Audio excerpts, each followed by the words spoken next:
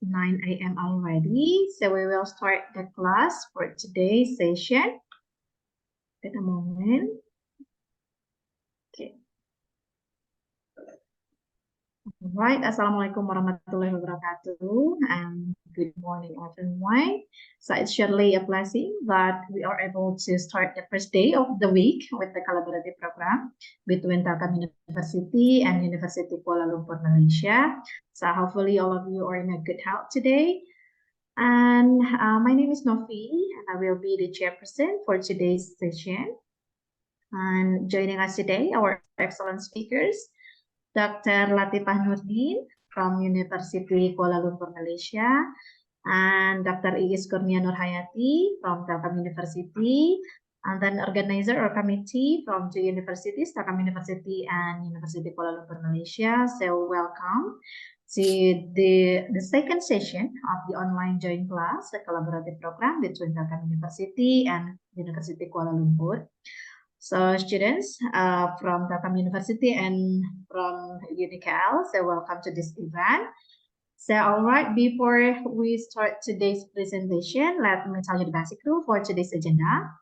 So during the speaker's presentation, kindly turn off the microphone. And for those who want to ask a question during the presentation, so please drop it in the feature of chat, and we will follow up the questions in the discussion session after the presentation session. And then participants are encouraged to ask directly to the speakers in the discussion session.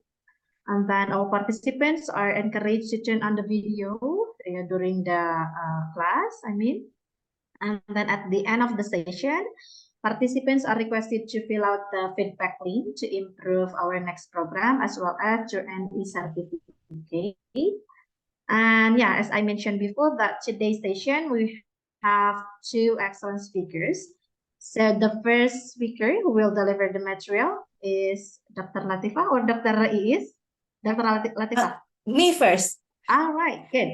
Okay, so the first speaker will be Dr. Latifah from UniKL. So Dr. Latifah, please start your presentation, but please kindly introduce yourself beforehand so our students can know. Okay, all right. All right. First of all, can you? Yeah, you can start. Yeah. Can you see? Because I opened up the video, but I do not. I'm not sure whether you can see me or not. Yeah, I can see you. Okay. All right. Okay. So, assalamualaikum. Good morning, everyone. It's such an honor to be here to share with you. All right. So, just a little bit of my knowledge. All right, with everyone. Feel free to ask. I'm not really the. How to say this? I'm not really the expert, but I'm trying. All right, to just share knowledge with you guys. If Dr. Is has anything to add, feel free, and to everyone also. This is such a good thing, basically, to be here with you guys. Okay, all right. So more or less this morning, we would like to share with everyone, and actually at UniKL, for my subject, it is actually one of the topics which is on the resume writing and also the cover letter. We'll try to share with you as much as possible. Okay, all right. So I have some kind of I do have a slide basically to share with you guys. All right. Okay. All right. So I hope you can see this slide. Okay. All right. Okay. Right, so basically, so I call it resume and cover letter that rock, right? Okay, because basically nowadays, people talk about, having a big impact, yeah, right? So that's why it's what they call it. I call it letter, resume and cover letter that rock, yeah, right? Okay, so let's proceed. Okay, all right. So basically, the objective for this part is actually one is to review the key elements in the resume writing process. All right. So basically, for me, it's having been working for, let's say, UniKL for more than 10 years already. All right, so I joined UniKL in January, 12th January, exactly the 12th January 2009. All right, so it's been like more than 10 years with UniKL. So it's like, it means that it's been like, I think like more than 10 years also, I did not update actually my resume, seriously, yeah, all right? So once, you know, but basically for you guys who are about to join the industry, the working industry, so basically these are some very common things that you will do, okay? All right, so and then write a career objective and descriptive accomplishment statements. All right, so basically this one is about, because basically most of the time when we see the resume, sometimes they do not have the career objective basically. So basically, you know, we will try to assist on this, and at the end of it, basically for my students, basically they do have to construct or draft a resume, because they have because this is actually part of their assessment, okay, right? All right, so basically a resume, all right, in other words, it's just is for you or for everyone to open up the door, all right, before you, because you are supposed to get the job, you are applying for the job. So basically a resume is the first step. Okay, so that's why resume is very important. Yeah, because it will some sort of portray you yourself. Without the resume, people will not be able, one thing is actually to get the opportunity. So that is the reason why resume is supposed to be in a top conditions, I will have to say. Yeah, all right, it's supposed to be like, you know, very as much as possible to be perfect if possible, all right? But maybe if you're not able to do that, but at least, you know, we reach a certain level, okay? All right, so basically in the job search, paper is the great equalizer. Most employers want to see on paper before meeting in person. Okay, all right, so basically more or less in these situations, what you have to do is actually basically like this is actually the first step for you guys, yeah, for everyone in fact, okay, right? So that's why it's supposed to be nice, like nicely done and arranged, okay? All right, okay, next one, another part basically, or another way we look at as resume as a marketing tools. You are some sort of like selling yourself, all right, because you want people to hire you, yeah. All right, so basically that's why you are supposed to be in the best version of yourself, okay? So basically in the resume, there will also be summarizing, all right, a summary of your skills and abilities, all right, that you can contribute to the company. Of course, you know, sometimes people ask like, well, what can the company give to us? Well, basically, I would have to say that kind of questions is too early to ask, all right? So you will have to show them that you can contribute something to the company. Then after a while, if you've been accepted, so after a while, after being working for maybe a few years, for example, so right, only then maybe you can ask like, what can the company can give to you, okay? All right, another one is actually helps get you a job interview. All right, so as I said in the beginning, resume is actually the first step. Yeah, all right. So this is the first document that for you to portray yourself, all right? So of course you have to portray yourself in a very good way, right? So in that case, it means that once you have this, having a good resume, and then, you know, when people like your resume, you know, it's very neat and tidy, everything is available on the resume, only then they will call you for the interview. So interview is actually the second step.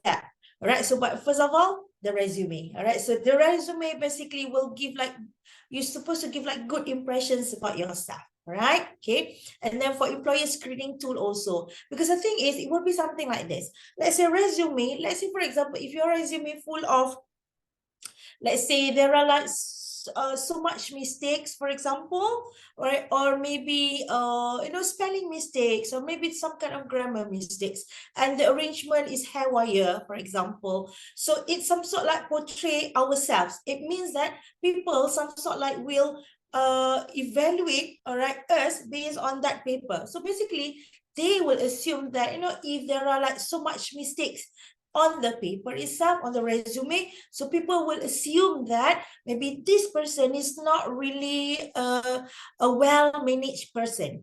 maybe these persons, if we ask them to do the job, maybe, all right, they will just do it for the sake of doing it. Maybe they are not very detailed, they're not very thorough, all right? So it's not really proper, for example. So it shows us basically. So that's why resume is supposed to be in a very good condition, all right, properly arranged, all right. At least no spelling mistakes, all right, okay, maybe grammar, because basically I mean, for myself, I do understand basically, like, because we are not the native speakers of the language, you see. So of course, maybe there will be like, some kind of tiny little mistakes in terms of the grammar. That one might be acceptable, but not to the extent of spelling, I will have to say. Because nowadays, with the auto spelling check available on the, let's say, Microsoft Words, basically, so it's easy for us to do that. It's just that, one more thing, basically, when it comes to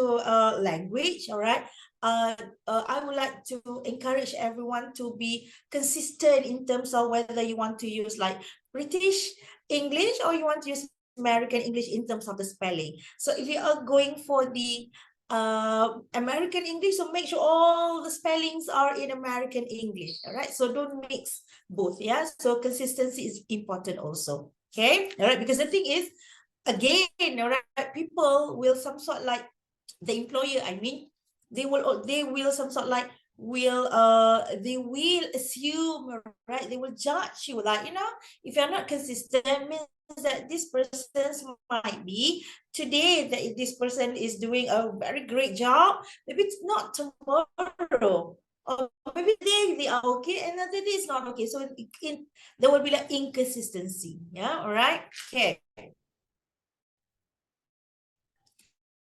Right, one. So this decision-making writing basically is to write the most effective resume. You need to know what career field you want. Of course, definitely by now, I guess you have what do you call that?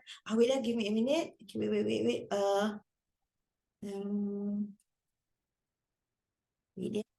Okay. Right. Basically, like, it will by now, I'm sure everyone know already what is your career or field, or your career field. Basically, let's say for my students, maybe some of them are looking directly to logistics, all right? So because they are in the logistics program, so maybe the students over there, all right, in Telkom University have your own basically career field that you are targeting to, okay, all right? So basically, like, if it's in terms of the research wise, so the graphic you would like to pursue, where the jobs are and who is hiring. So this one, basically, you will look at your job advertisement, right? Of course, prior to that is actually your own education background, all right, or your own qualification. Based on your qualifications, you will find out what field. I'm not sure, let's say for example, maybe for logistics, all right, maybe they know already that I want to work in at the port, for example, right? So they should know now, if they are looking for the job, all right, for the job opportunity, so they will look into the advertisement related the port, for example. So if they are looking into like working in the courier service, so they will look into that particular part. So basically, I think like in every field, basically they do have certain focus, right? So where the jobs are and who is hiring. Some of us, like me, for example, I mean, I don't like to work in Kuala Lumpur, all right? So basically, like University Kuala Lumpur, all right? Of course, the main campus, all right, or the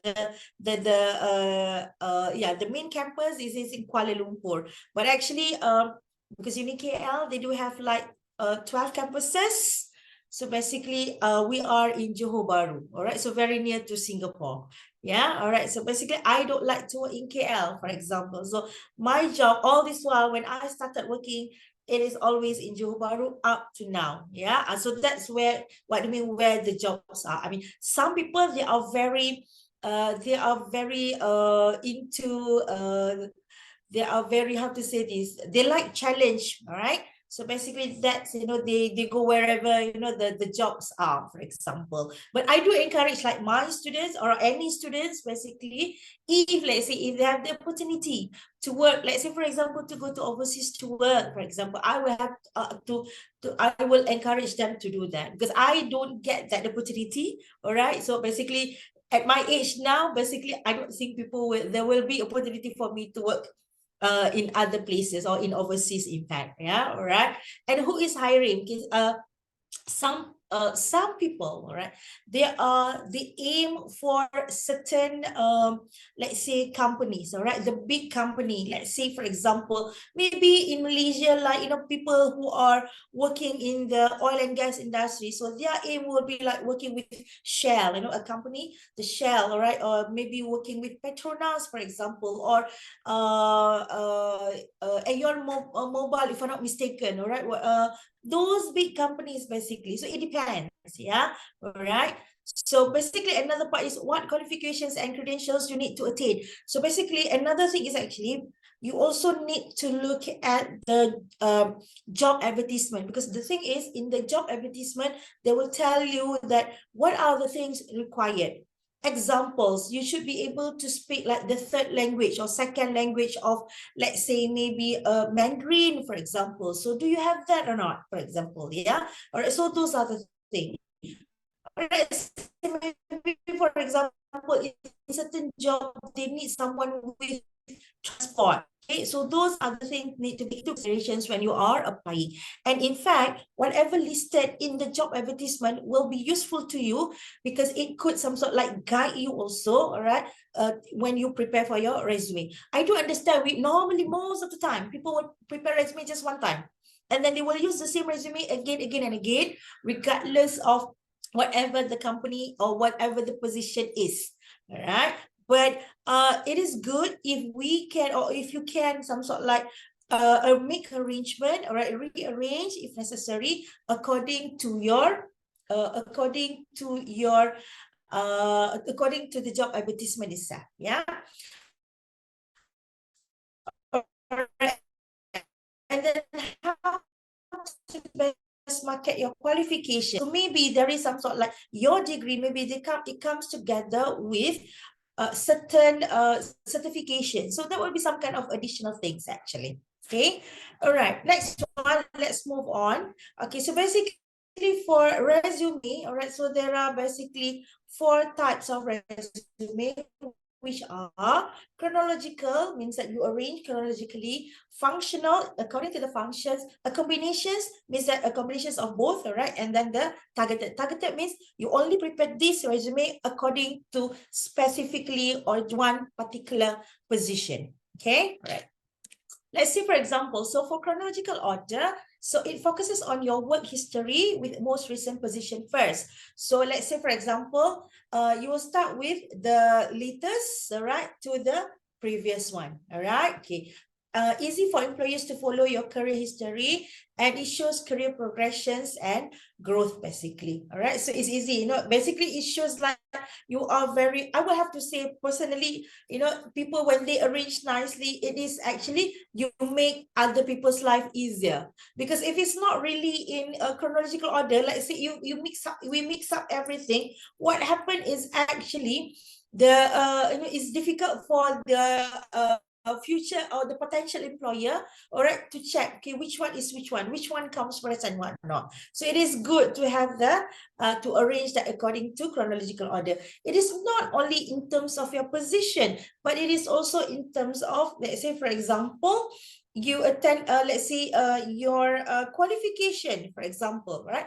To fresh graduates, maybe you don't have really work history, or work experience, but basically you could arrange that in terms of, let's say, education wise, all right. And a part of that, I think, in terms of your participation, maybe during your study, you participate in many events, all right, or you organize many events, you became maybe the committee, all right, for certain programs, for example. So for that matter, so you can arrange nicely according to from the recent one to the previous one, for example. So that is what we mean by chronological order.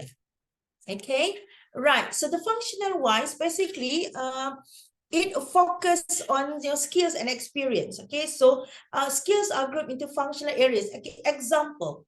Okay, I will have to, I think like maybe for those students, all right, because you are still young, one thing, all right, and maybe you don't have work experience. So what you can do is you can group this according to skills. Examples. Skills, maybe during your study, maybe you have the leadership skills. All right, maybe you became the committee, or you became the let's say director of programs, for example, right? So you could put like, under the leadership skills. All right. Another part is what or leadership skill or management skills. Maybe you manage certain things, for example. A part of that, maybe you involve in, let's say, maybe you are very active in a voluntary work. All right. So there is another part which is on voluntary work. Maybe it's voluntary, it's not really a skills, but basically maybe that could be considered as experience, for example. Okay. And maybe there will be other things according to or writing skills or whatever skills that you have, you could group that, all right, according to that. Okay. All right. Let's say maybe or creative skills. All right. Let's say, for example, those students who are very good with designing a poster, because normally, like, for us here, so whenever we are going to conduct programs or activities, so normally we have to create one poster. So maybe, all right, so we could, I mean, there will be like students who are very creative, so we'll always ask them to design, the poster for that. So that could be considered some kind of, all right, because I do understand that because you ask the fresh grad students, all right, so normally they don't really have the skills that much, unless for students who are whenever they have the break from the semester, from the study, all right, so basically then they will go forward. So that will be kind of the work experience. Okay, all right, so it is used most often when changing careers or if there are employment gaps. So basically it will be something like this. Let's say, for example, maybe you are in the industry, a logistic industry or engineering. So now, let's say, for example, you are about to change to go to, let's say you are going to join the education industry, for example, all right? So for that matter, this might be suitable, all right? Because the thing is, let's say, because I mean, most of the time, the situation is like here, people they go to the industry first, they have so many experience in the industry. So after a while, all right, so they wanted to share their experience, their working experience, all right, with the education industry. So that's when they move the careers. So meaning say that there is some kind of differences, because the thing is like education is different than the the engineering things, right? So basically this engineering, all right, could some sort like contribute to education. All right, so that will be the thing. Okay. Or employment gaps. Employment gaps mean, let's say, for example, so you work for like few years, and after that you take a break. Maybe like some people, especially let's say maybe female, basically. Sometimes when they started to have a family, so they take a break, all right, to bring up the children and whatnot. So after a few years, so they decided to come back, all right, to come back to the industry. So then when there is employment gap, so those are, I mean, using functional resume format is much better. Okay. All right. Another one is actually the combination. All right. So this one basically chronological and functional resume. Basically for this kind or this type of format, so you will highlight the skills and provide the chronological work history that some employers prefer. So basically it's a mixture. All right. It is still chronological order, but at the same time it's functional. All right. So for example, I think, let's say, for example, you talk about your skills. So you have to arrange your skills accordingly. All right, according to the year, for example, all right, from the latest to the previous. Okay, it could be some kind of that kind of format, basically. Okay, right.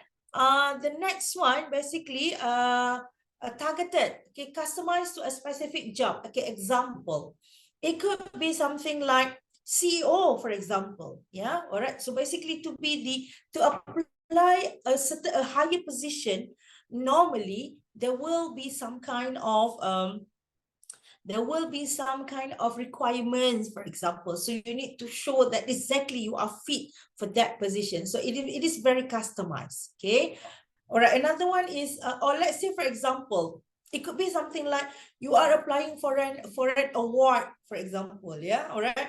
So of course there will be requirements. So we will design this resume according to the requirement exactly, okay? And then it's written specifically to the employer's need. So basically, you know, the employer, the potential employer will tell us that, okay, I need this, and this. For example, it could be some kind of extra information required, maybe as compared to the normal resume. Okay, let's say, for example, in normal resume, maybe you need to have like 1 or 2 referees. But this resume, or a targeted resume, okay, let's say, for example, you need to have, let's say, 4 or 5, for example. It could be some kind of a requirement from the potential employer, okay? Right. Okay, next one. So which resume is the best? All right, there are 4 types. So which one is the best? The one that best positions your experience for the open position. Meaning, say that what I wanted to say is that actually there is no specific one type of resume that can be called the best. It is the best, all right, if it suits the requirement. All right, okay, if it suits the requirements of the job that you're applying for. Right, depending on what is the requirement of the resume, what position you are applying for, what kind of company, because normally, like, you know, as I said, that's why I said that you have to refer to the job advertisement too. All right, so that it some sort like helps you to design or to arrange, all right, your resume better. Okay, because the thing is, it will be as simple as this. Let's say, for example, in the requirement, they mentions that we need someone with good personality, for example. So how are you going to put your good personality in your resume? You see? So meaning that maybe you will have to highlight maybe your achievement, maybe your maybe you will have to some sort like take if there is a certain test of personality, for examples, that could produce result, examples, all right? So I'm not, there will be like, I'm sure there will be like so many kinds or specific requirements required by the company, okay? Right, okay, so basically, so let's move on exactly to the resume, okay? So basically, in the resume, definitely there will be contact information. Means that your full name, right? Your address, your phone number, definitely. Let's say your email, because nowadays people go for all, I think many companies go for all this. All right, it's a bit, I think it is rare nowadays to find a company that only communicate by using letter, right? For example, yeah, right. Most of the time is easier, or I think, and at the same time, it is like cost saving, because like by using email, so they don't have to print out the letter. They save the paper. They don't have to post it. So basically, they save the courier charge, basically, right? So those are some information that you say, a name, of course, the full name, all right, and then your address, all right, and then maybe your the phone number, definitely, and also your email.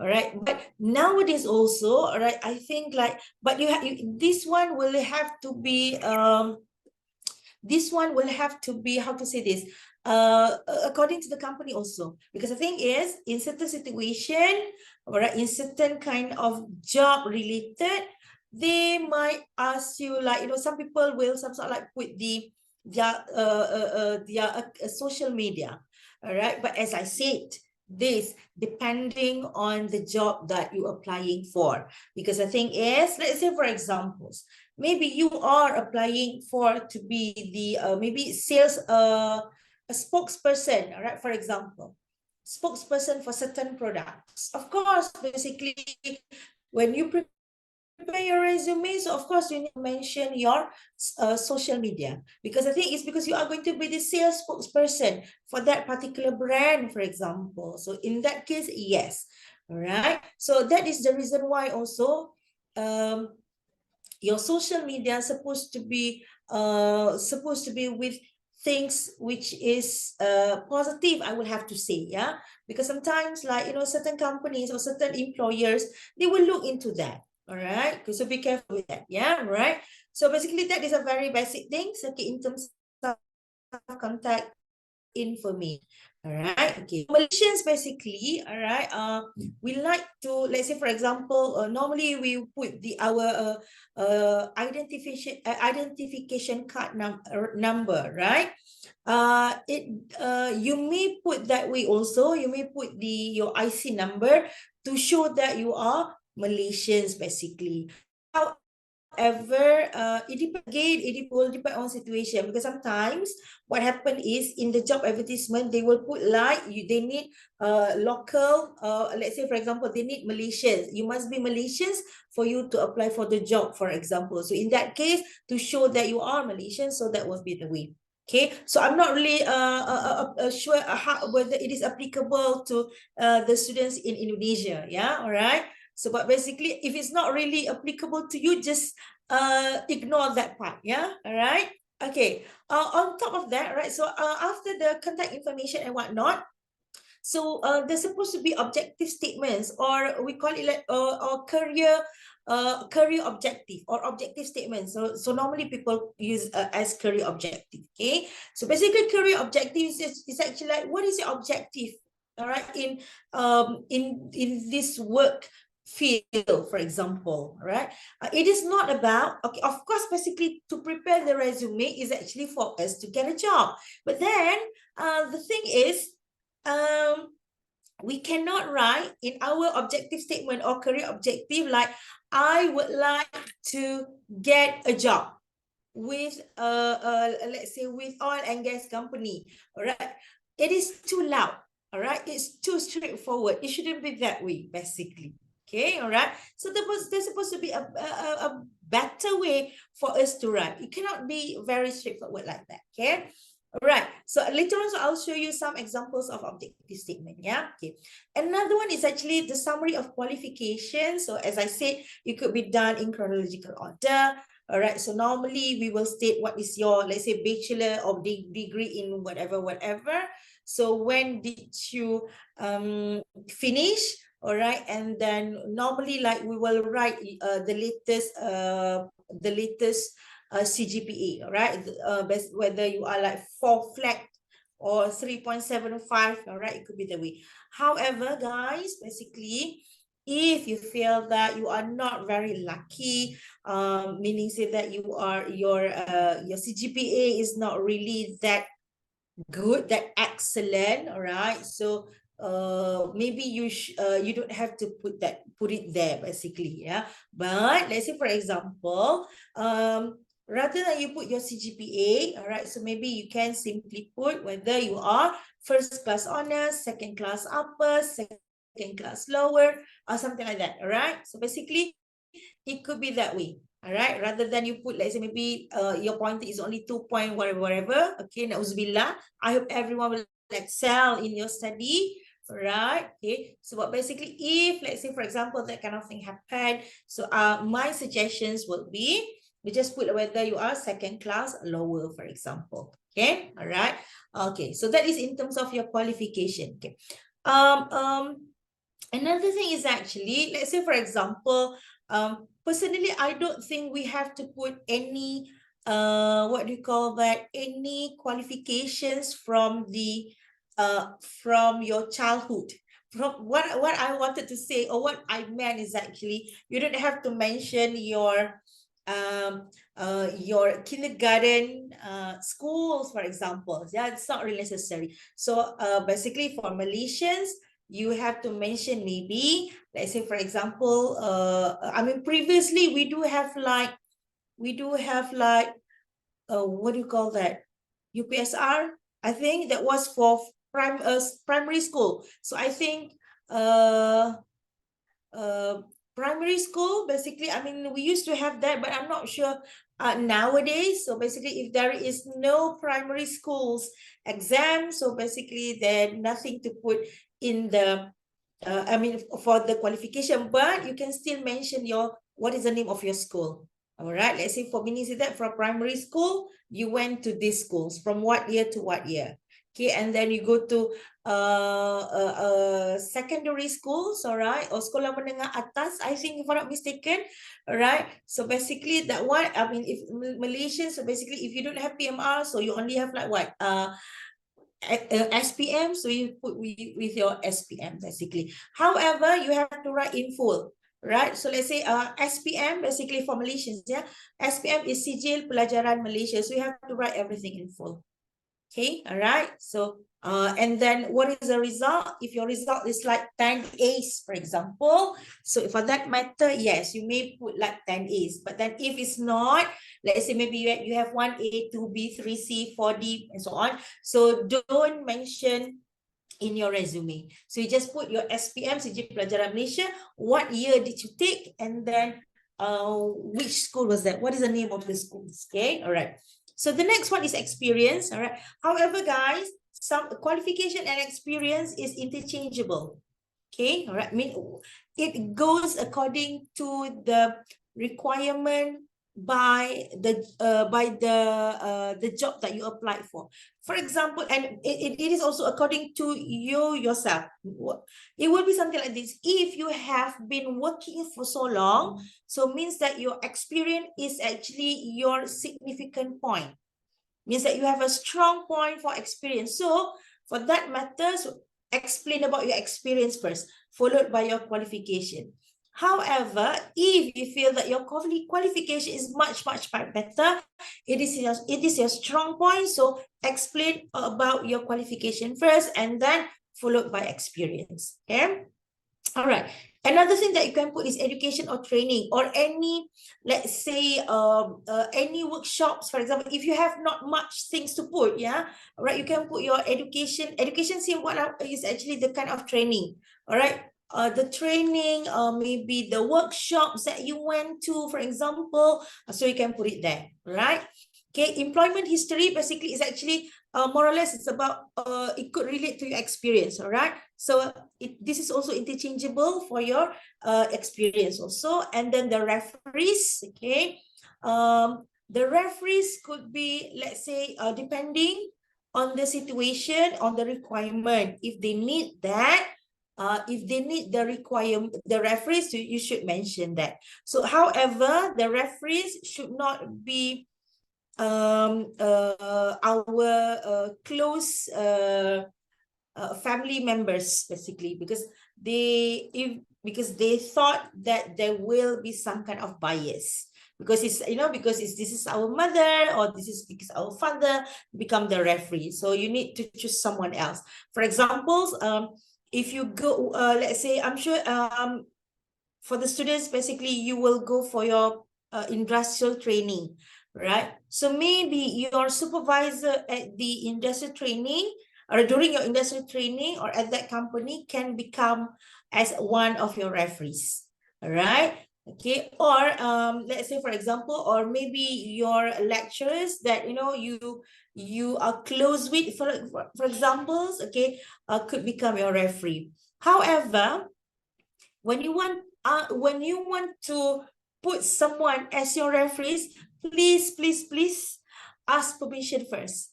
Okay, please inform your lecturer, or please inform the person at that company if you want them to be your referee.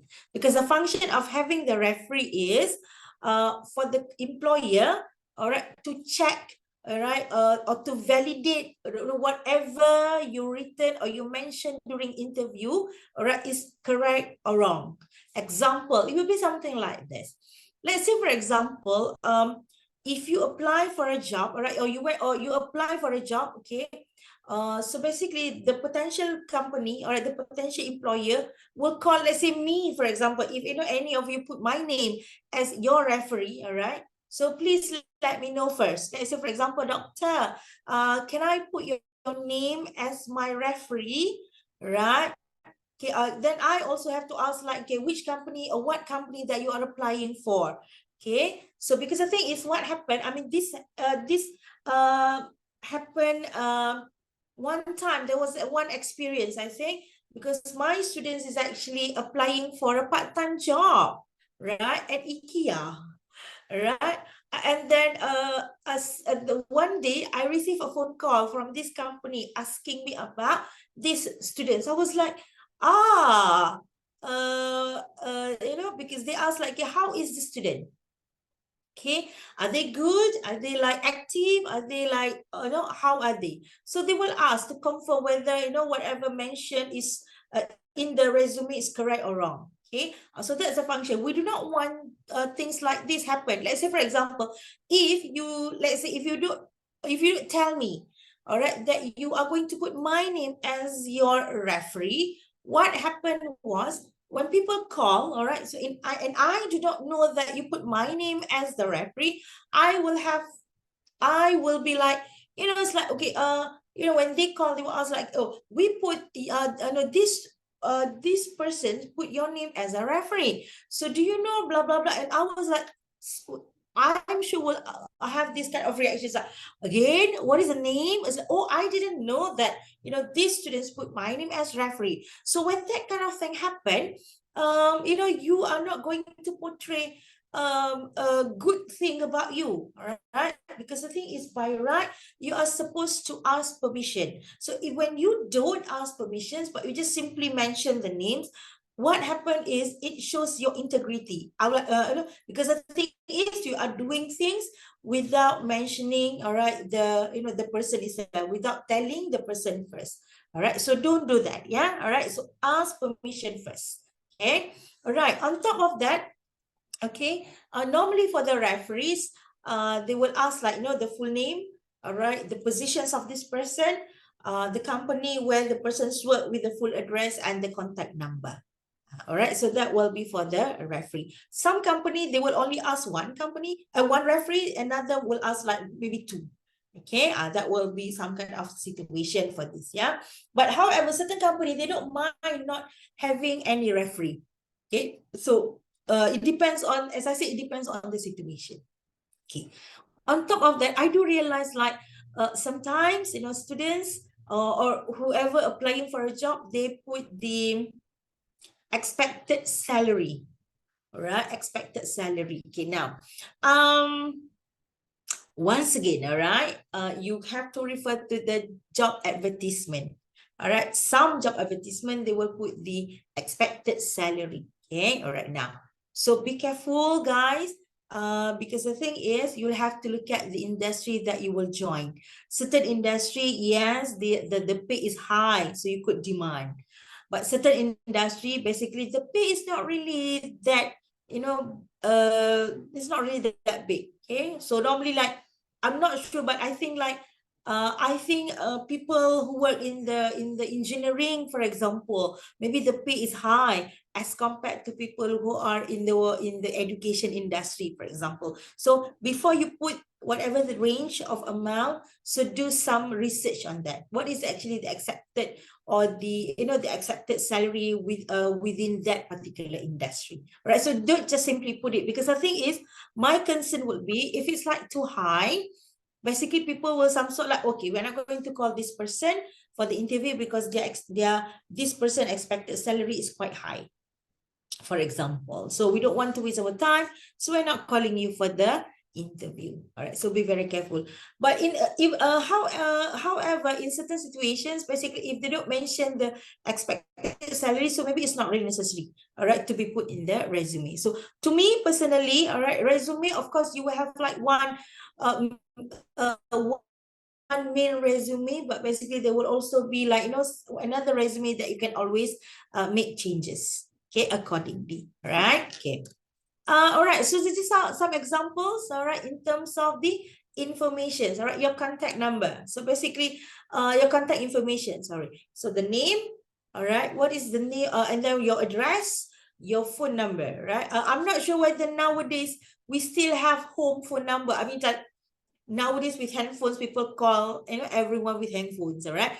However, if you have it, so fine, no problem, all right? So if you feel that your home phone number is still working and to you it is still significant, why not, all right? But if you feel that, I mean, if you don't have home phone number, fine, don't worry, all right? So just put your mobile phone number, Okay, all right. So however, if you look at the one on top here, all right, so this one basically is just a phone number without having any email address. All right, but this one with the email address. All right, so basically, okay, with regards to email address, there is an email address, but it's not, couldn't be seen clearly here. Okay, all right. For the email address, okay, I guess every one of you, I believe you have the email address. All right, it's just that maybe for working purposes, you might have to look once again at your email address. Why? Because, you know, we do understand, you know, young people, they do have like, you know, they will, some of us will use funky names, all right, as our email address.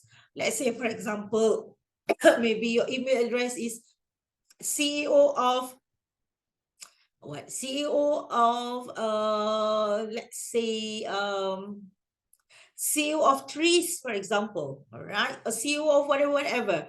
So basically, maybe that kind of email address might not be suitable for job purposes.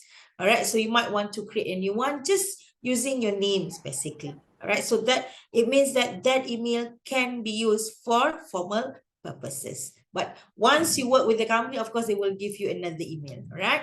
So look at your email address. All right. So basically, if it's not really suitable, so you might want to change that. Okay. Right. Okay. One more thing. Sorry. For Malaysians, basically, all right. So you can also put your IC number if it's necessary. All right. Okay. So basically, because the thing is, it's very easy. You know, by looking looking at your IC number, we know that you are the, you know, you are the local people. Okay. All right. Next one. Right. So we talk about this career objective. All right. So list a specific job and company you are applying for.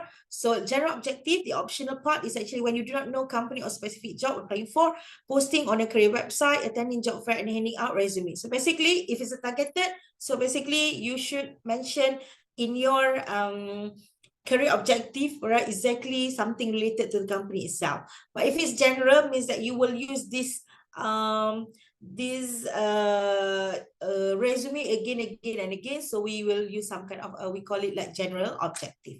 Okay, right. Let's say it's a career objective is not going to be that very long, not that long. Basically, it's supposed to be like concise, short, and to the point. However, even though to the point, but basically, as I said, we cannot write something like, oh, my career objective is to apply a job with your company, and that one is cannot be your career objective. Even though, of course, the reality is, yes, you want to work with that company. But basically, we don't write that way in the career objective, right? So be specific, but do not write seeking a challenging position with a large company that will provide an opportunity for growth and advancements. All right. So basically, we don't really mention like a large company if you are applying for a job with a small company. So be careful with this. Yeah. All right. So whenever you want to submit your resume, so check once again, check the company, check the job advertisements. All right. So what can you do for the employer? That is actually the main questions. Okay. All right. Because the thing is here, when you say that seeking a challenging position, all right, so you are not giving anything to the company, all right, okay, and then you provide, this is more on basically looking for a company, for you to look for the company, but what can the company do? What can you do to the company, all right? So basically, there's supposed the element of what can you give to the company, okay, all right. So basically, all right, when you write for the career objectives, so lead with your strongest trait. So means that you have to look at yourself. What is your strongest point? What is your strongest characteristic, for example, or skills, for example, all right? And then include how your education will assist you well for the job, right? Relate your strength, all right, with your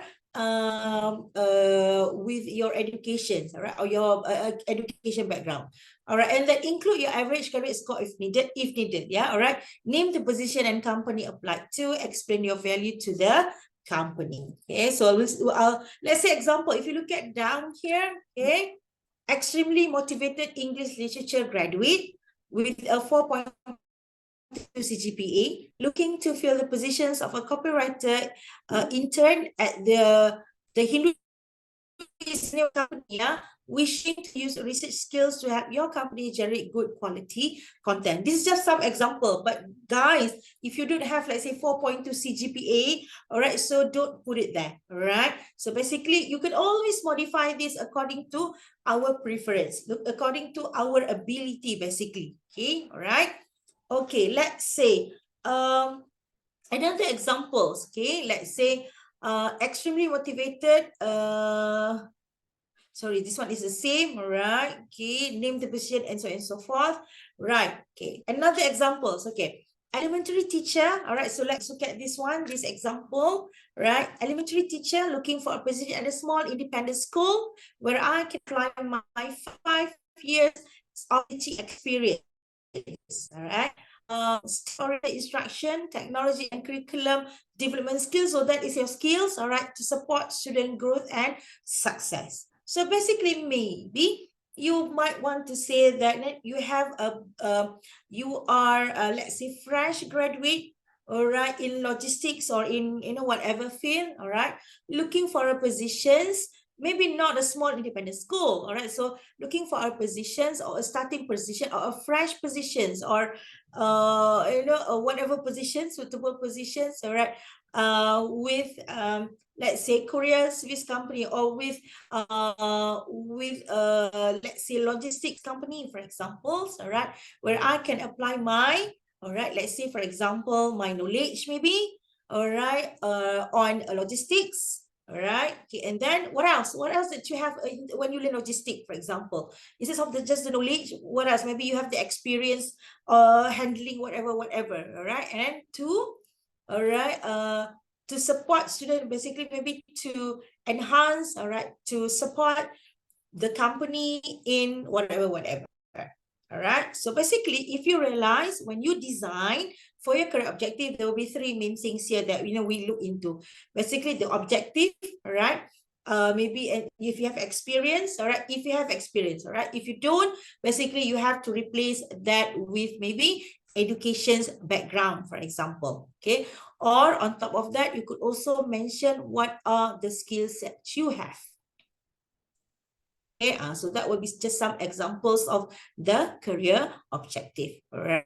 Okay. Even though it is short, actually, career objectives, it can, like this one is only in 1 sentence. However, all right, for us to construct that, so you have to be a bit detailed in terms of this, okay? All right, so that is about career objective, all right? So this is another examples, all right? Let's say English graduate with proven communication, travel planning, and email management skills, seeking a position as an administrative assistant and blah, blah, to leverage organizational and research skills to support internal and external communication. So this one is very detailed, and because the thing is, this one is purposely done, all right, purposely created for this particular company. Okay, so meaning say that if you do this, every time you want to apply for a job, so you have to change it, all right? But because this one is very targeted, all right, very specific for a certain company. So if you want to do the general one, so you don't have to mention the names of the company or exactly the position that you are applying for. Okay, right. Okay, next one, another example. Let's say detail-oriented recent college graduate from University of Texas at Austin with a Master of Business Administration in Advertising, aiming to leverage academic experience and proven knowledge of management, leadership, and language skills to successfully fill the marketing manager role at your company. Frequently praised as diligently by my peers, I can be relied upon to help your company achieve its goals. All right, so these is a bit longer. However, if you were to do this, you have to to me personally, you don't overpromise. All right, let's say, for example, it is a bit scary, all right, to me personally, yeah, when you say that I can be relied upon to help your company achieve its goal. All right, so basically one thing is actually you have to know what is their goal, right? Because if you overpromise, we will be in trouble in the future, right? So basically, like, don't overpromise. Yeah, right. Okay, next one. Let's say, these are the things that you should not write in your career objective. Okay, let's say looking for career advancement in a challenging and positive environment. So this is not really a good one. Yeah, it could be like responsible, innovative, passionate, and committed professional with a get it done approach, for example. Right. So this is much better rather than mention looking for career advancement in challenging and positive environment. Right, because they might say that, well, this is not really challenging. There is, or maybe this company does not really have the positive environment. So basically, this is not the place for you. All right. So that's the reason why I guess maybe this should not be the kind of career objective you need to write. Okay. All right. Okay. Next one, basically, where to get your job advertisement. So I'm sure you know where to get this. All right. So networking is one of it. And even let's say people say that this is the method being used.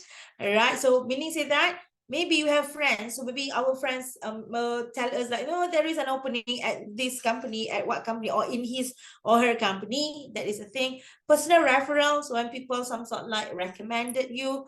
Targeted job search campaigns, basically, all right, or it could be like, some sort like a job fairs, for example, professional associations. Let's say, for example, like maybe the doctors, all right. So because basically, like, I think like it's very rare for us to find like positions as doctor, right? Because it's not really a position that a normal kind of positions, basically. Yeah, newspaper or print ads, posting your resume online, all right. So basically, I guess like there is or there are like many job search, basically, or a job company that a company that handling talents, basically. So you can submit to them, all right, and then they will some sort like try to match you with whatever the job suitable to do. Okay. Responding to corporate websites, all right, so or in-person cold calls. So basically this one, when you call someone, you ask like, is there a positions, opening positions at your company? All right. So you call the company, but it's very rare for us to do that. I mean, I have never done the last one, basically calling a company, ask them like, is there a position opening? Right. So normally it will always, I think like most of the time it will be based on job advertisement. All right. Or people, somebody tell us that there is an opening. Or sometimes what we can do is actually we just write or we just apply, all right, even though they don't open any position yet. So we just send our resume to that particular company. So because the thing is, not most of the time, they will keep our resume. And then when there is an opening, so they will check again all the resumes. And if it's suitable, so they will call us for an interview. Could be another to do this because this is, well, there is no opening. They don't mention that. But basically, yes, all right, you can also do that. Yeah, right? Okay.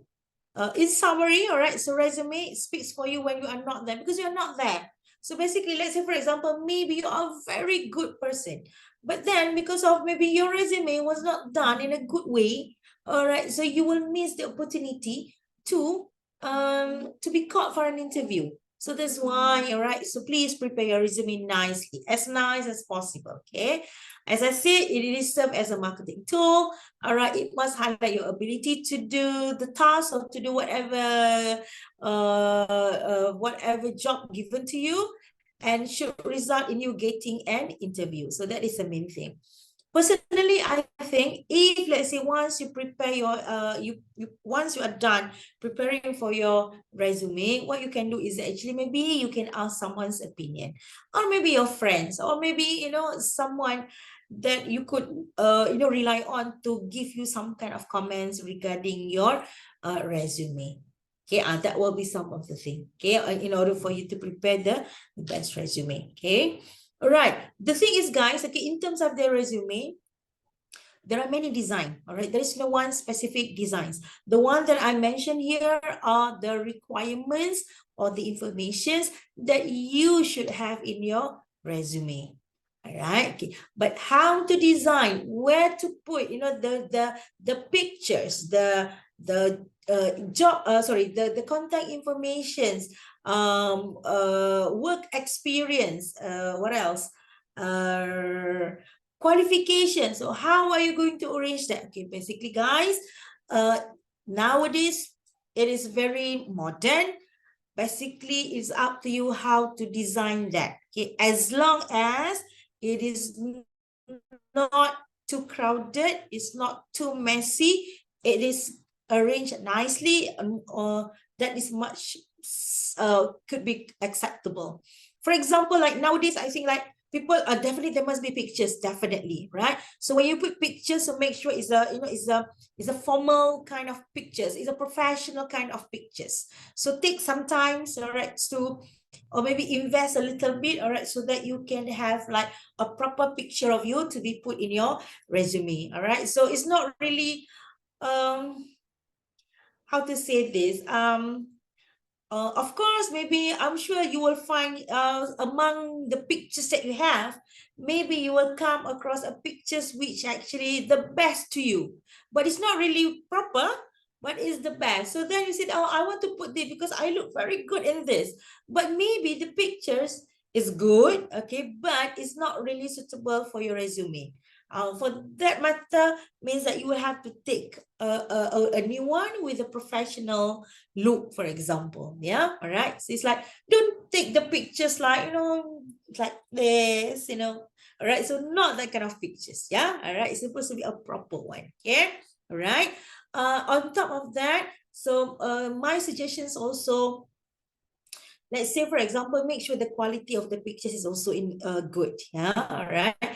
Even though basically you are sending your resume online, okay, still, all right, so put the best, okay? So check the quality of the pictures. For example, let's say maybe, okay, if you were to look at my tudung, for example, maybe this is not the kind of professional look, all right? So I should not send this, my picture with this, for example. Yeah, all right. So maybe you will have to go with, you know, a dark, let's say if you wear tudung, for example, so with the dark color, all right, and then it shouldn't be like too flowery, it shouldn't be like too much of colors, you see? So basically limit the colors, so it's just a plain one, for example. Okay, all right, so make sure the colors basically, and the background, okay, because that's why if we go for, like, you know, if you go to immigration, so to apply for our passport, so they ask us to wear something dark color for our tudung, for example.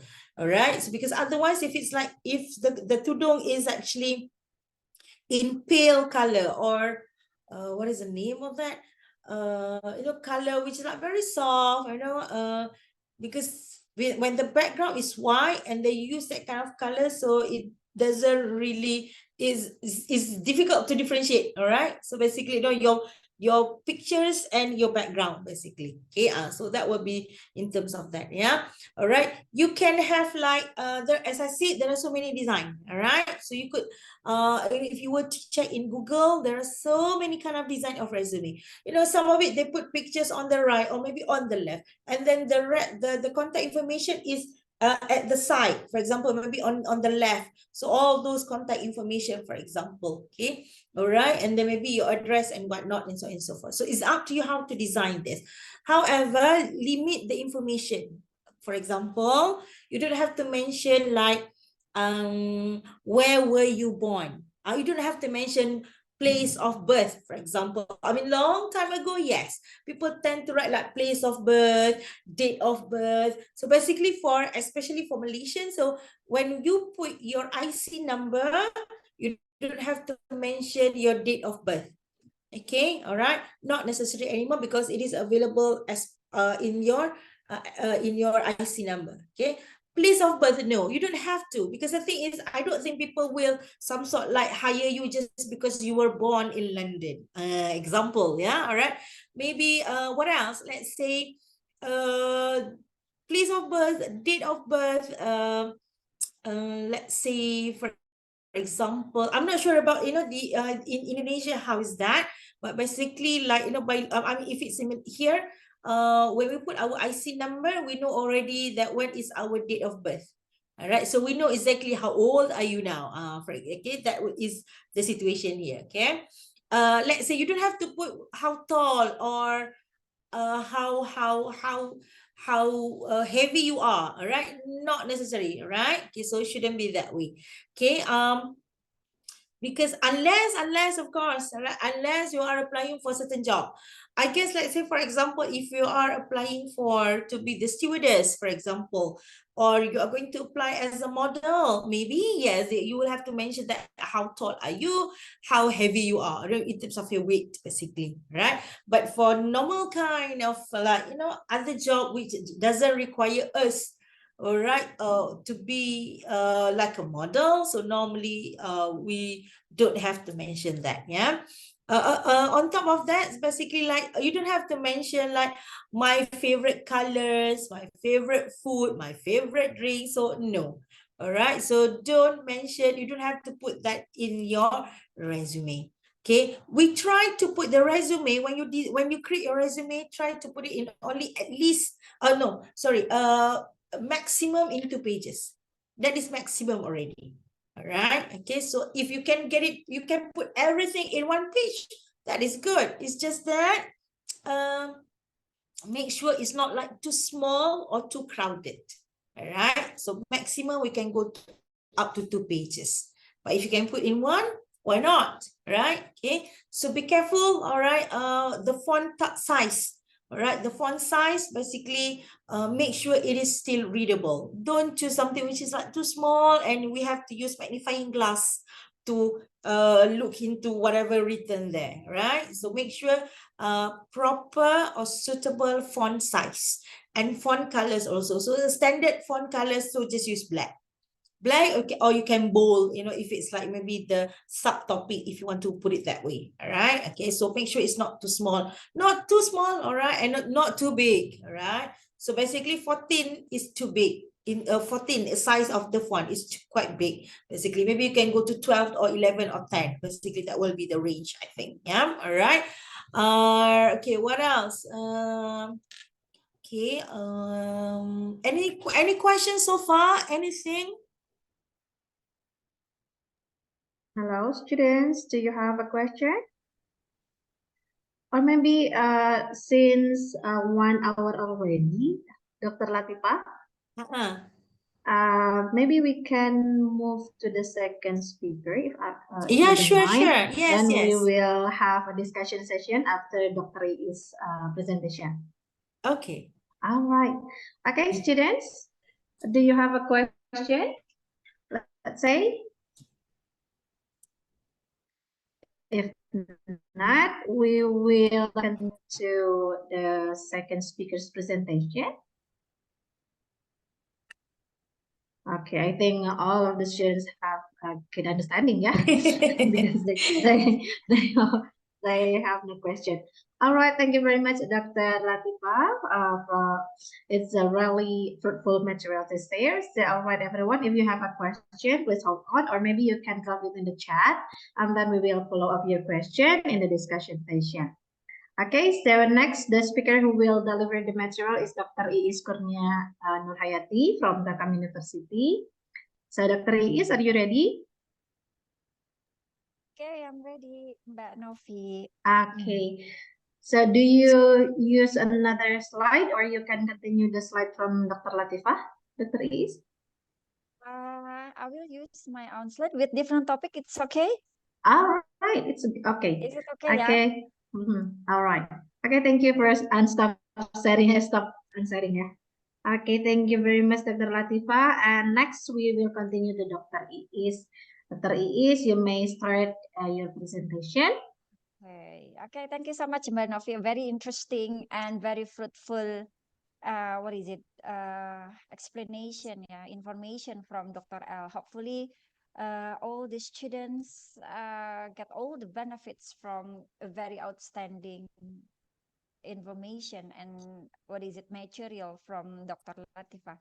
So since I have no idea about what's your major, all the students' majors, all I know is that my students who join this classes, all of them are majoring communication science. Okay, so but I don't know about the students from Malaysia. What's your majors? Whether you come from different majors or only one major, Mbak Novi, is there any information? If I'm not mistaken, the students from UniKL are from industrial logistics. The Industrial students, logistics. yeah, Okay. All the students from Malaysia come from industrial logistic major. yeah, if Okay. I'm not mistaken. Thank you, Dan. Meanwhile, my Hi. student, hi. I We think it's not joined just logistics. We do have Oh, okay. engineering programs as well. engineering. Yeah, Oh, okay. so basically for English, we are basically servicing to all programs. All programs, Mhm. yeah. So I Okay, have thank you very much, choose. Dr. L. Okay, thank you, Dan. Sure. Okay. So, what had been presented by Dr. L, also the topic is very general. It will be very useful for all students who come from any kind of major. So, following the topic that has been presented by Dr. L. Also, I will choose the light topic that maybe, hopefully, will be useful for all the students from any kind of major. I think it is very, very light topic that we'll talk about. Yeah. Uh, okay. Something that is familiar to all the students from any kind of majors. I will talk about public speaking in digital era then. Okay. So this is about me. Okay. Nice to know all of you guys from Malaysia. It's been an honor for me then to to deliver materials to all of you. Hopefully the topic will not be boring. So I choose about the public speaking, not just common public speaking, but public speaking in digital era then. So any one of you can be the public speaker.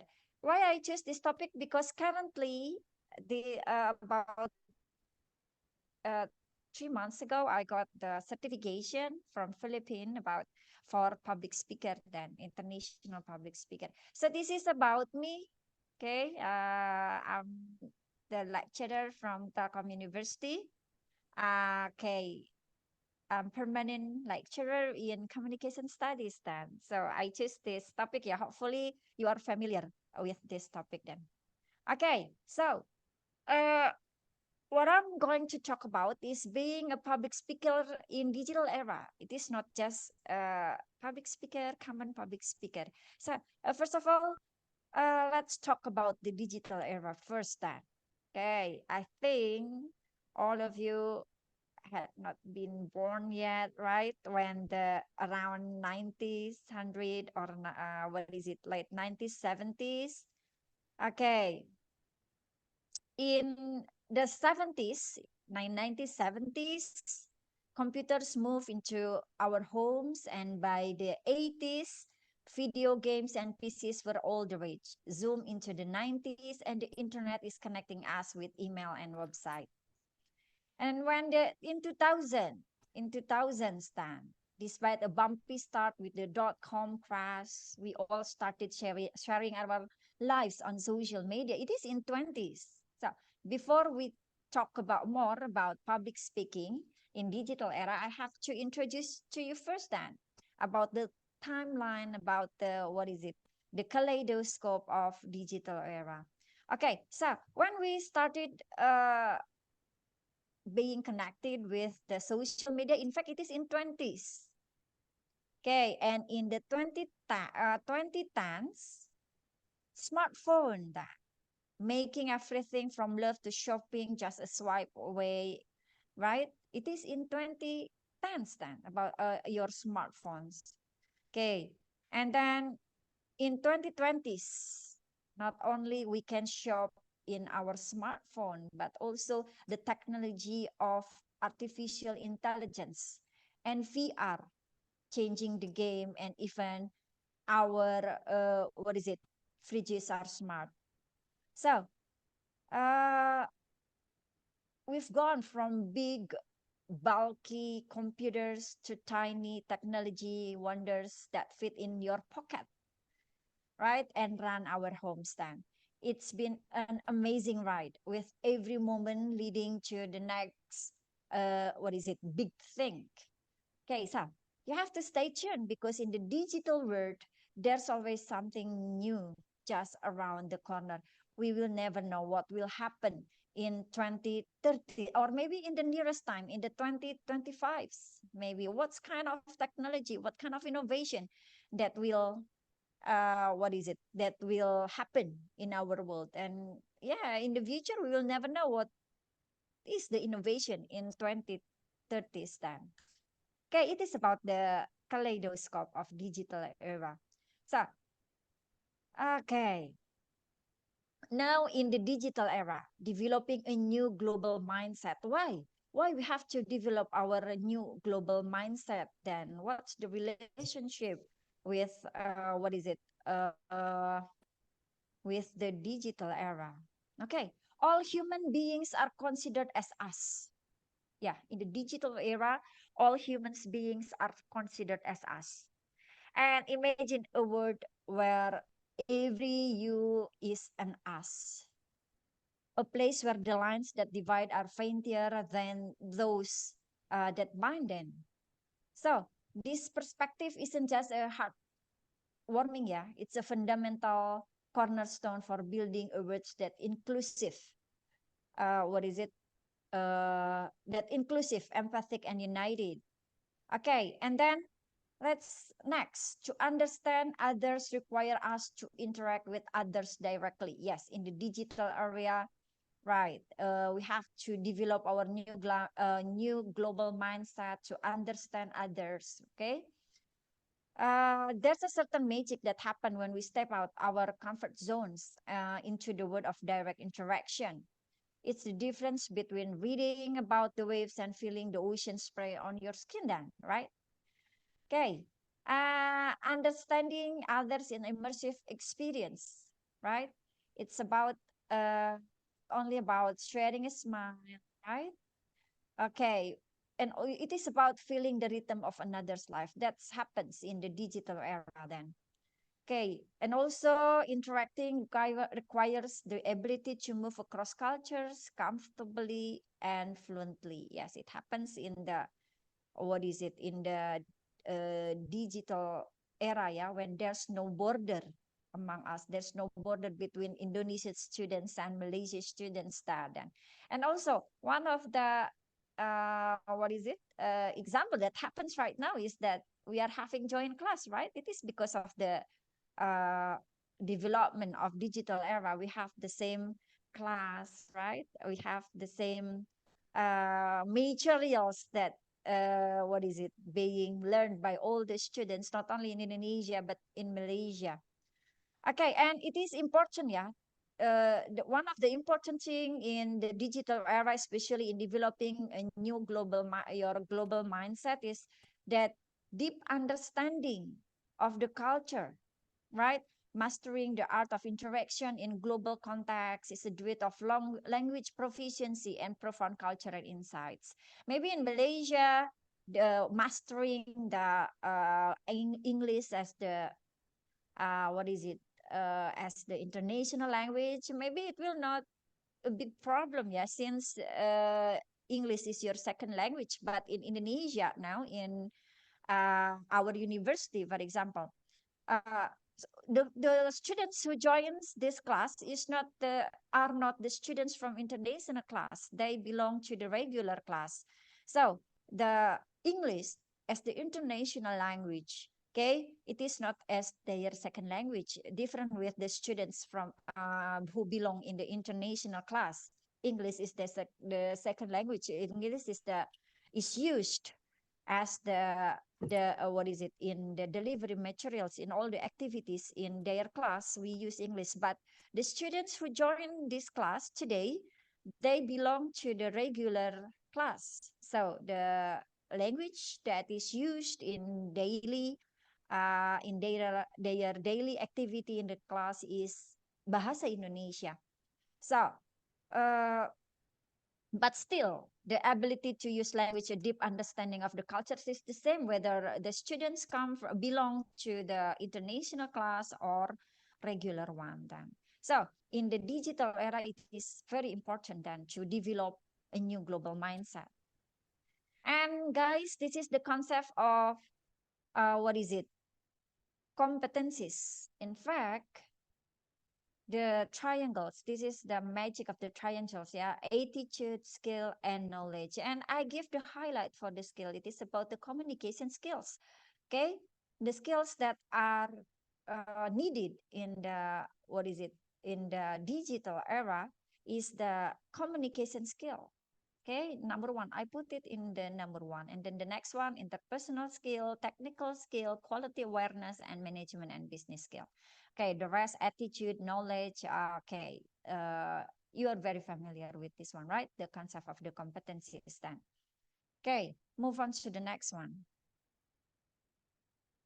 Okay. The requirements for successful then in the new markets.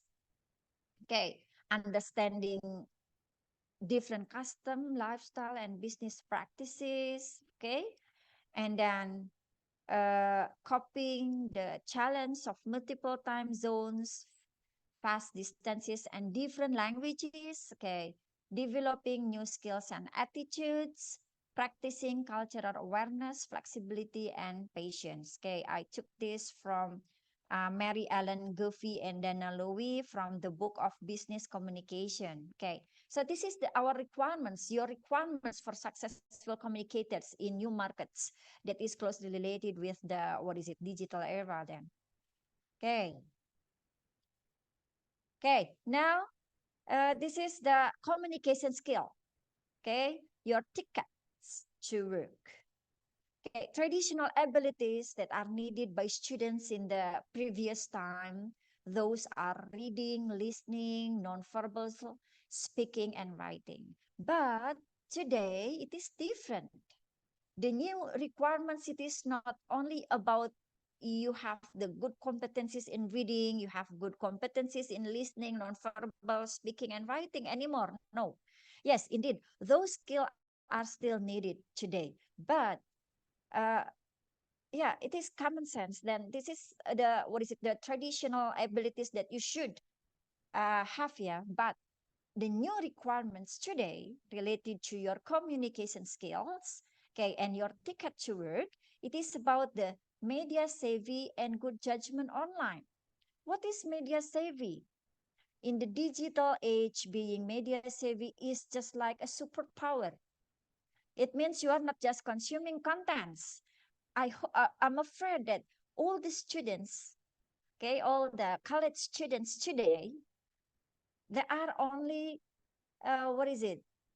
the participants who are consuming content, not producing content. Meanwhile, the new requirements for the media savvy, you have to be the producing content and not just consuming content. You're analyzing, okay. It is hope that you're just not only consuming content, but also analyzing, questioning, understanding the nuances of rapidly evolving media landscape. Okay, and to be more that we do really hope you can be the the producer of the media content, and that not only the consumer, yeah. Okay, this savvy isn't just about being aware, it's about being digital literate, able to craft messages,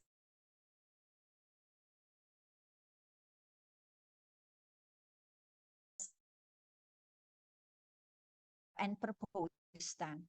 And then the next one, sorry. Okay. Okay, the good judgment online then. Okay. Exercising good judgment online is asking to being the captain of your virtual ship in the vast sea of the internet. You are the, You are the leader then. Every post, tweet, or share is a reflection of who you are, and with a single click, you can either sail towards a harbor of respect, of trust upon the rocks of controversy, yeah, in the social media, for example. Okay, so maintaining a positive image isn't about creating a perfect, mindset, yeah, but about being mindful of your digital footprint. So, what is it? The two important things in the good judgment online is about maintaining positive image and presence and protecting the employer's reputation. Okay, next one. Now we come to the core of my material. The previously is only about what is it, intermezzo, yeah, only about the introduction, how being what is it access in the digital era, especially in social media. Then now we come to the core of my material. It is about public speaking in digital age. So I'm going to talk about the definition of public speaking, change and challenge in the digital era, and the relevance to the modern lives, as well as the digital platforms for public speaking. Okay, so definition first then. So what is the public speaking actually? Is there any one of you maybe who wants to try to answer what is public speaking then? Any one of you? Maybe wants to what is the definition of public speaking? And maybe my students from what is it? Indonesia maybe, because once I've already delivered the material about public speaking. Any one of you maybe wants to try what is public speaking? What? It is something related to podium and auditoriums? Yeah. Okay, maybe in today or maybe in the past time, the definition of public speaking is closely related to the podiums and auditoriums. But how about in the digital age then? Is it still related closely with the podiums and auditoriums, or maybe in being a public speaker in digital age, you can use any kind of platform stand. It is not only about podiums and auditoriums anymore. Okay, public speaking now leverages the boundless platforms and channel of digital media. So it is not only about the podium on the stage and participants in auditoriums anymore, right? Okay, in the boundless boundless world, you can use boundless platforms and channels of digital media. So it is very easy for you then to be a public speaker nowadays. You can use your own platform, you can use your own social media to be a very well-known public speaker then. Okay, it's not just about speaking, yeah, but actually in public speaking, it is not only about public speaking. It's about engaging with global audience through the click of a mouse of the tap of screen, ensuring your voice is heard above the digital platforms then. I don't know, but in Indonesia currently, once is very viral, a guitarist. His name is Arif Bataya, if I'm not mistaken. In fact, some of the guitarists in a famous guitarist, someone like Slash from Guns N' Roses and also Brian May from Queen. In fact, gave they gave their comments then. So you can imagine it is very boundless, yeah, in this boundless world then. You can show your ability, your competency, not only to the people in your country, but to the people all over the world. That something that happened to the Indonesian guitarist that is very viral now in TikTok. Okay.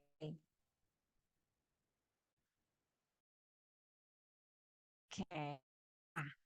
This one, yeah. In fact, the definition of public forms and digital media to convey ideas, information, or messages, or your competencies to the audience. Okay, so the definition of public speaking, it is not merely about podium and auditorium anymore, right? It is the utilization of platforms and digital media, okay? Any kind, and you can control the platforms by yourself. Then you don't have to be invited by one of the committee, right? To be public speaker, to convey your ideas, anything. You can have your own event. You can arrange your own, what is it, program, right? To convey your ideas, your information and message to the audience all over the world. Then. Okay, so it is not only about being invited to an event, you stand up on the podium, and then you are standing on the stage in an auditorium with full of audiences. It is not only about that anymore. Okay, you can use your own platforms. Then you can convey your ideas, information. You can show your competencies to people all around the world. Then. Okay. And what are the change and challenges then related to what is it, being public speaking, yeah, in digital era? Okay, the changes and challenges of the what is it, being a public speaker in digital era. It is related with the technology adaptation, virtual interaction, and privacy issues. Then, okay. Speaker must now be as adept with a webcam, right? As they are with their words, mastering the nuances of virtual interaction. From maintaining eye contact with a camera to engaging an audience that they cannot see then, okay? It is different when you have to stand up in the auditorium, in a big, what is it, stage, right? You can see all the participants. You can maintain your eye contact with all the audience who come to your what is it, uh, to your talk. Yeah, but it is different than with the being public speaking in digital era. Then, so still you have to maintain your eye contact, but you cannot see the participants. Okay, so it needs practice. Yeah, it needs specific competencies then to be a public speaker in digital era. Then, so how you can maintain your eye contact, your body gesture without you see directly the participants, right? Okay, and the digital realm brings its own set of challenges too, right? Such as the, what is it, omnipresent concern of privacy. Okay, yes, that's one of the challenge, privacy issues, being a public speaker in the digital era. So it is, yeah, your challenge is about your privacy issues. One, you produce your own public speaking, for example, in your social media, but we will never know if you do not, what is it, set the privacy policy. Maybe someone or many people can use your material to be, what is it, to be shared to others. There's no privacy anymore, right? Okay, plagiarism is with that now. Yeah, plagiarism can be very, what is it, can, challenge the challenge, use the public digital era. Yeah, yeah, but you can set the privacy. Yeah, you can set your own privacy policy then. Yeah, to protect your material when you become a public speaker in digital era. Then, okay, and then the relevance to modern life, the importance of digital skills in today's communication. Then, okay, today digital literacy is very important to be mastered by all, not only the college students, yeah, but all the students, okay, in our countries, yeah, digital literacy. Today, digital literacy is not only an asset, it is a necessity. Okay, it is a need. Okay. So in a world where communication is increasingly mediated by screens, by only screens, just like what we are having today, being skilled in the art of digital public speaking is crucial. Okay, it is very crucial.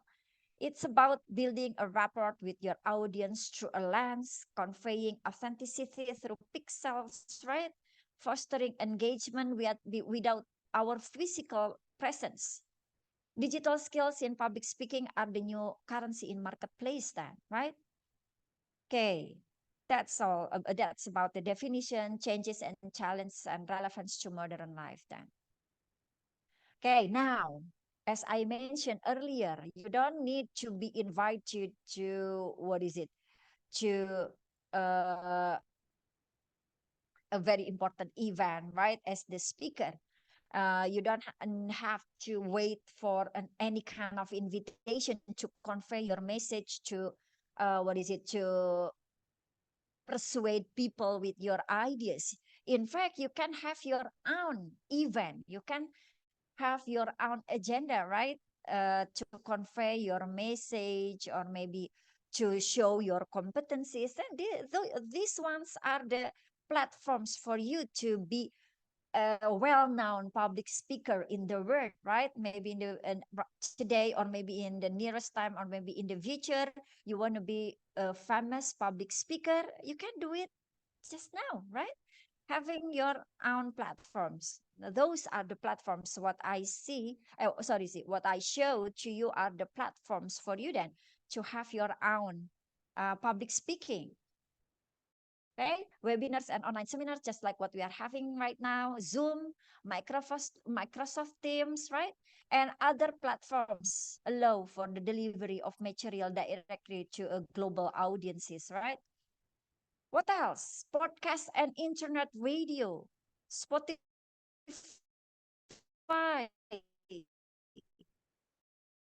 Apple, and access media program then. Okay, you can start right now. Just prepare, what is it, the material, and then prepare the script, or maybe spot if you have good communication skill without any script, just directly convey your ideas, right? Share your competencies, share your genuine information about the hottest topic. Why not? You can use these platforms, right?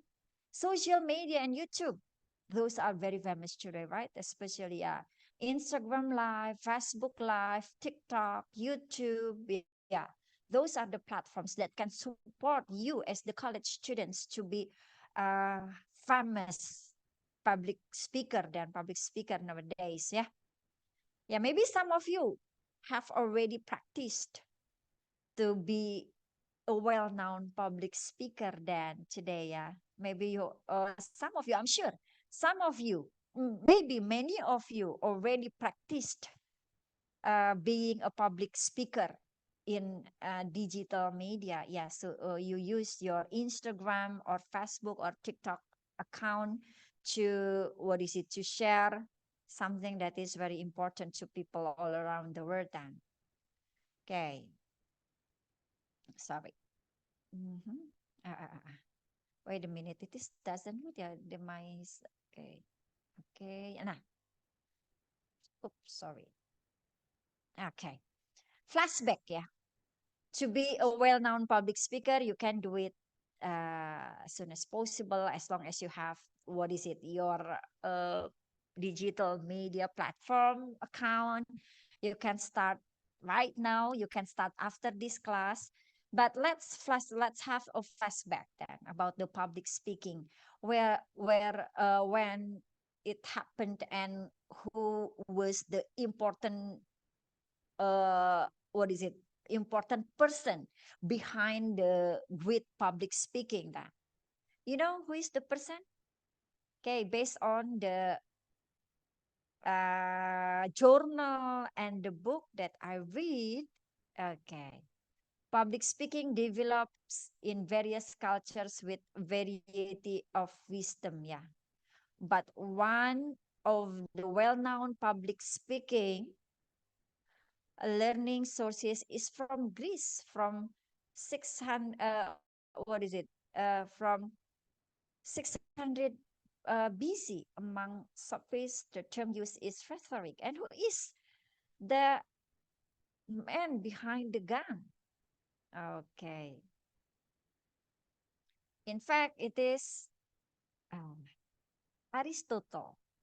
Okay, Aristotle's rhetoric, then the art of lecturing, of conversing, and art of whose purpose is to increase the ability of the writer or speaker to inform, persuade, or motivate certain audiences in certain situation, and the ability in all circumstances to find the tools available to persuade. So who is the man behind the gun of the rhetoric?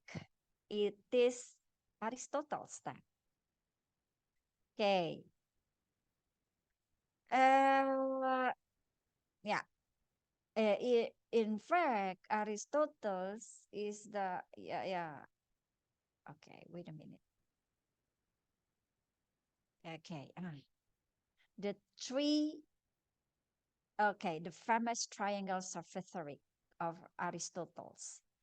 Okay, ethos, pathos, and logos. Okay, the ethos is source of the credibility, right? The ethos is the bedrock of trustworthiness and authority. It is the speaker's ethical appeal or the credibility they command in the eyes of the audience. Okay, it is about the speaker's reputation, speaker's integrity, and the speaker's reputation then. Okay, a speaker with ethos is like a wise, it is wise person whose very presence, command, respect, their words carry weight because their character is beyond reproach then. Okay, and then how about the pathos? Pathos is the ability to arouse people's emotions. Okay, the spark that lights the fire in the audience's hearts then. Okay, and then how we can control the can arouse the participants or the audience emotional, right? And also engagement, how by invoking fear, joy, anger, or pity. Okay, a speaker engage with the audience on a primal level, making the message not just heard but felt. Okay, so Aristotle discussed or maybe it is about the pathos, yeah. And how about the logos? Logos is the accuracy of logic and reasonings. Okay. It's the domain of facts, statistics, cogent arguments. Okay. Okay. Yeah, the most stirring emotions must eventually give away to the clear light of reasons. It is in the logos then. And in fact, Aristotle also compiled 5 canons of rhetorics. Okay, what is the 5 canons of rhetoric in public speaking by Aristotle then? Okay, nah, invention in English. Okay, it is the 5 canon of rhetoric by Aristotle, yeah, and it is very important in public speaking then. First is inventio. Okay, invention in English, the process of developing arguments. Okay, and then disposition, arrangement, how you organize arguments for certain effects then. Okay. And then what is the next one? Okay, wait a minute, yeah. The organization, the arrangement of your material, yeah. Just like a sandwich, usually in arrangement. You start, 5 layers usually, but not always. Your materials for public speaking, the script or materials, okay, consists of 5 layers. First layers is the introduction, right? The second, the third, and the fourth layers are the content, and the last layer is your conclusion. So usually, but not always, the organization or the arrangement of the materials for your public speaking consists of 5 layers, just like a burger or just like a sandwich, right? Consists of 5 layers. Introduction, the first layer introduction, the last layer is your conclusion, and the rest Okay, the second, third, and fourth are your the content and the course of your presentation, right? Of your public speaking. Usually, but not always, yeah. The course of maybe the contents of your public speaking materials or script maybe consists of more than 3 layers, yeah, maybe 4 or maybe 5, but usually, but not always, not less than 3 layers for the arrangement of your materials in public speaking. What is it? Script, yeah. The next one is style. Style. Elo, elocutio, yeah, elocutio, then or style. Determine how to display arguments through style and languages. Okay. Uh, it is about selection of words, metaphors, right? A dance of between formal and colloquial, and then the simple and complex sentences, right? Style, you deliver the message. Okay, raising ideas in the binary of language that can make complex concept, right? Or turn simple statements into profound insights, maybe. Okay, and also in style or elocutio, you are also about the choice of speaker. What is it? The stylistic choices a speaker makes dictate the color, texture, and tone of the speech. Okay, ultimately influencing the audience how the message is received and remembered by them, yeah, by the participants or by the audiences, yeah. It is in style or elocutio. And then the memory or memoria in five canon of rhetoric by Aristotle. This is the process of learning and remembering persuasive speeches and messages then, right? And then the actio and the delivery, the last one, it is the gesture, tone of voice, and speed used when displaying persuasive arguments. Okay, these are the five canons of Aristotle rhetoric, can be used as the guidance, right? As the guidance for uh, public speaking, not only in traditional ways, but also in the digital era then. Okay, why study public speaking? Okay, it is about, yeah, to show your personal gain, right? And also professional advantages and public benefit then. Okay. Okay, and public speaking ethics, right? We are talking about public speaking ethics. Talk with ethics. Okay. Say something meaningful, talk about issues that you consider important, choose topics that support positive ethical values, and then use supporting material that is true and accurate and ways of thinking that make sense, and let the audience clearly know the purpose of your speech, and consider the consequences of your words and actions. This is about the ethics, okay, in what is it, public speaking. But the ethics is not only about concerned with the speaker, but also as the ethics concerned with the you, maybe, yeah, as the audience in a public speaking, how to listen effectively then. Okay, this is the what is it, the important items that related to the ethics of listening as the participants or as the audience. There's a desire to listen, focus on the message, check out the main idea, understand the speaker's point of view, hold judgment, stress the message again, give feedback, and listen with the body, yeah. Okay. Okay, I need a practice actually. Yeah, public speaking without practicing is only a theory, right? So actually, if we have some more time, or maybe in the future we will have another agenda, maybe we can practice. Okay, what is it? Using the five canon of Aristotle's rhetoric. Okay, and also practice about the ethics then. So I think that's all the material from me. It is quite fair, yeah. Dr. Latifa previously talked a lot about writing, right? And also reading and writing of resume, yeah, writing a resume. And for me, it is about speaking. I think it's balance, yeah. I think that's all, Mbak Novi and all my beloved students about the material that I can give today. Thank you so much. Okay, back to you, Mbak Novi. All right, thank you very much, Dr. Iis. So it's a really interesting topic about the public speaking. So students, do you have a question?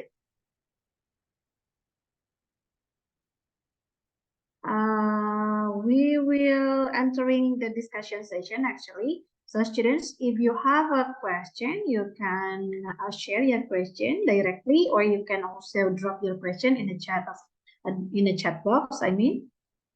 So everyone, do you have a question to our speakers?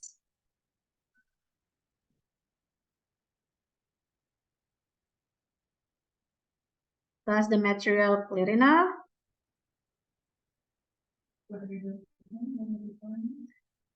Yeah, hello students. Why are you so quiet today?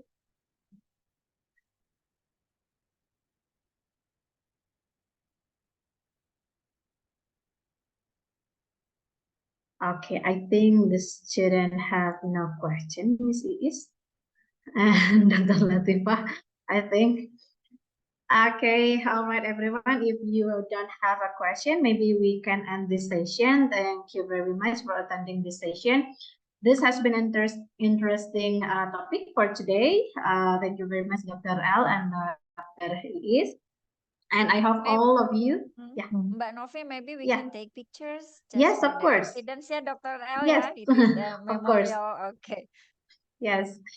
So, but I hope all speakers do not mind if you have receiving follow-up question. I mean, from the participants.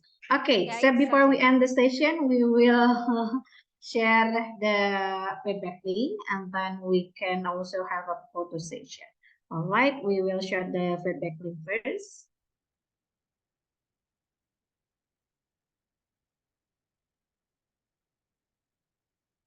All right, I have set the link for feedback. So everyone, please fill out the feedback link. So it is the requirement also to earn a certificate.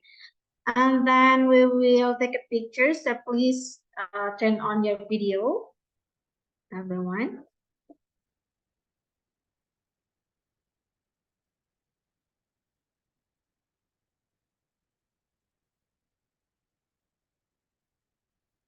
All right, so please turn on your video.